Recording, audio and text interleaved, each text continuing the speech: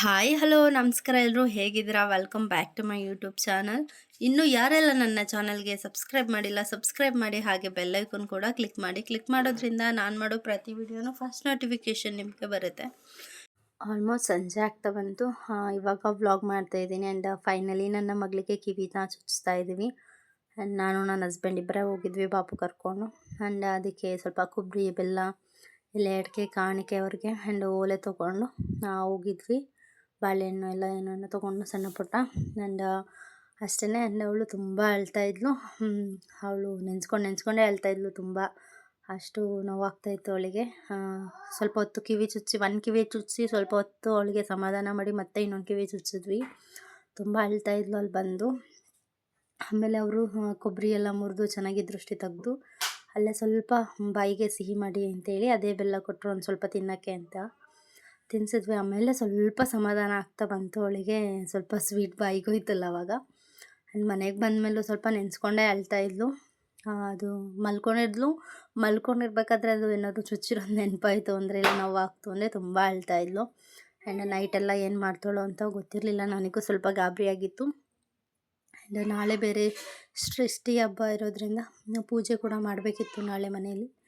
ಸರಿ ಅಂತ ಅಂದ್ಕೊಂಡ್ವಿ. ಬಟ್ ಸದ್ಯ ಮನೆಗೆ ಬಂದಮೇಲೆ ಅಷ್ಟು ಏನು ಅಳ್ಳಿಲ್ಲ. ಯಾವಾಗಾದರೂ ಒಂದ್ಸಲ ನೆನಪಾದರೆ ಅಳ್ತಾ ಇದ್ಲು ಅಷ್ಟೇ.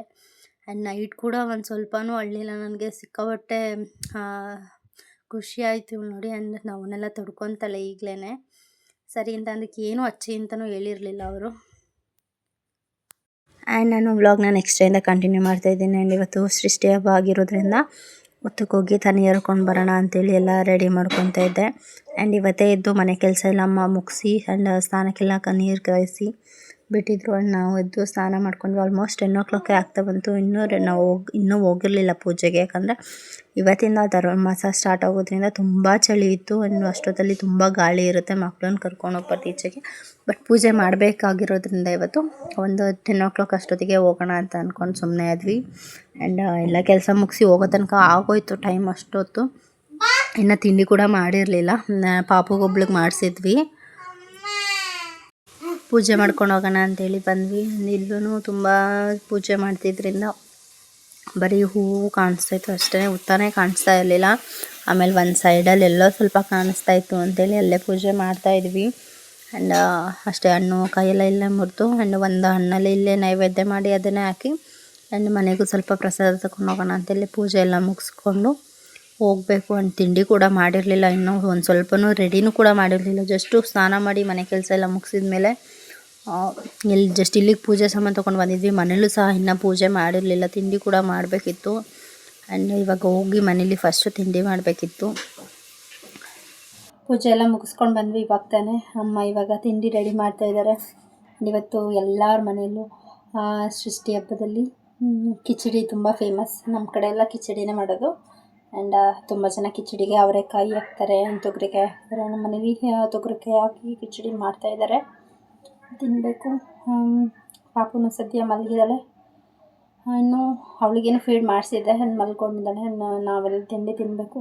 ತಿಂಡಿ ತಿಂದ್ಬಿಟ್ಟು ಆರಾಮಾಗಿ ಸ್ವಲ್ಪ ರೆಸ್ಟ್ ಮಾಡಬೇಕು ಅಷ್ಟೇ. ತಿಂಡಿ ಹಾಕ್ಬಿಟ್ರು. ಆ್ಯಂಡ್ ತುಂಬ ಚೆನ್ನಾಗಿತ್ತು. ಇದನ್ನು ನಾವು ವರ್ಷಕ್ಕೆ ಒಂದೇ ಸಲ ಮಾಡೋದು. ನಮ್ಮ ಮನೇಲಿ ಜಾಸ್ತಿ ಯಾರು ಕಿಚಡಿ ಇಷ್ಟಪಡೋದಿಲ್ಲ. ನಮ್ಮ ಮನೇಲಿ ನನಗಂತೂ ಈ ಥರದ್ದೆಲ್ಲ ಅಪರೂಪಕ್ಕೆ ತಿಂದರೆ ಇಷ್ಟ ಆಗುತ್ತೆ. ಆ್ಯಂಡ್ ಅದಕ್ಕೆ ವರ್ಷಕ್ಕೆ ಒಂದೇ ಸಲ ಮಾಡ್ತಾರೆ ನಮ್ಮ ಮನೇಲಿ. ಆ್ಯಂಡ್ ಕಿಚಡಿ ಜೊತೆ ಕಾಯಲ್ಲಿ ಹಾಕಿ ಮಾಡಿಕೊಟ್ಟಿದ್ರು. ಆ್ಯಂಡ್ ತಿಂಡಿ ತಿಂದು ಪಾಪಗೂ ಎಲ್ಲ ತಿನ್ನಿಸಿ ಫೀಡ್ ಮಾಡಿ ಮಲಗಿಸಿದ್ದೆ. ಆಟ ಆಡ್ಕೊಂಡು ದಬಾಕೊಂಡು ಆಟಾಡ್ತಿದ್ಲು. ಆ್ಯಂಡ್ ಪಲ್ಟಿ ಆಗ್ತಿರೋದ್ರಿಂದ ಯಾವಾಗಲೂ ಪಲ್ಟಿಲೇ ಇರ್ತಾಳೆ. ಯಾವಾಗ ನೋಡಿದ್ರು ಇದೇ ಥರ ದಬಾಕೊಂಡು ಆಟಾಡ್ತಿರ್ತಾಳೆ.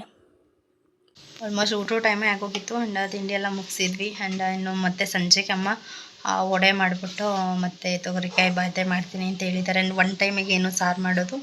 ಆ್ಯಂಡ್ ಈ ದಿನ ಅಂದರೆ ಸೃಷ್ಟಿ ಹಬ್ಬದ ದಿನ ನಮ್ಮ ಕಡೆ ಅಂತಲ್ಲ ಎಲ್ಲ ಕಡೆನೂ ಅಷ್ಟೇ ಬೇಳೆ ಸಾಂಬಾರು ಮಾಡೋ ಆಗಿಲ್ಲ ಅಂತ ಅಂತಾರೆ. ಅದರಿಂದ ತೊಗರಿಕಾಯಿ ಸಾಂಬಾರು ಮಾಡ್ತೀನಿ ಅಂತ ಅಂದ್ಕೊಂಡಿದ್ರು.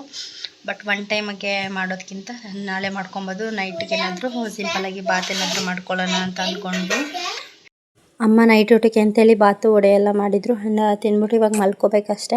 ಆ್ಯಂಡ್ ಸದ್ಯಕ್ಕೆ ಈ ವ್ಲಾಗ್ನ ನಾನು ಇಲ್ಲಿಗೆ ಏನು ಮಾಡ್ತಾಯಿದ್ದೀನಿ. ಈ ವ್ಲಾಗ್ ಯಾರಿಗೆಲ್ಲ ಇಷ್ಟ ಆಯಿತು ಲೈಕ್ ಮಾಡಿ, ಶೇರ್ ಮಾಡಿ ಆ್ಯಂಡ್ ಸಬ್ಸ್ಕ್ರೈಬ್ ಮಾಡಿ. ಇನ್ನೊಂದು ಹೊಸ ವ್ಲಾಗ್ ಜೊತೆ ನಿಮ್ಮ ಮುಂದೆ ಬರ್ತೀನಿ. ಅಲ್ಲಿ ತನಕ ಬಾಯ್.